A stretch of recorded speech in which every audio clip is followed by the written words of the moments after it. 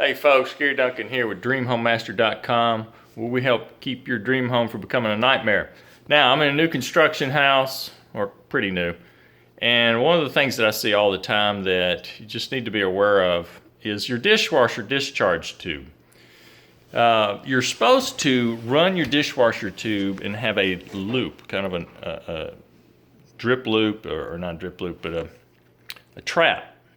And it helps keep fluids from falling back into your dishwater. And I'll show you this right here. You can see the line. See this line right here? Going down here. This is coming off your dishwasher. And it's running up, but it's not looped up. It needs to be looped up past the bottom of your sink. And what happens, and this one's connected to your disposal. And when the disposal's running, it can shoot some water back in here, some dirty water. It runs down in your pipe and gets down into your dishes, contaminates your water.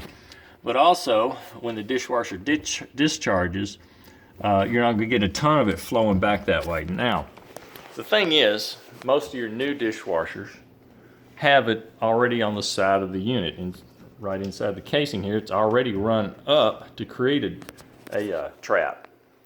Problem is, people like me and some other people, if you need a little extra line, you undo it, take it apart so it's got more length to your line, and then you don't have that drip loop. You know, I did put mine up here, so I made the trap, not drip loop, but trap.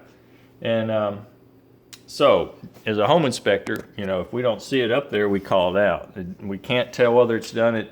It's still, you know, have a line loop up here or not, but so we have to call it out. So, if yours doesn't have a loop and it doesn't go up here like that, then you need to get it fixed. Otherwise, you might have a leak and you might be getting some dirty water in your dishwasher.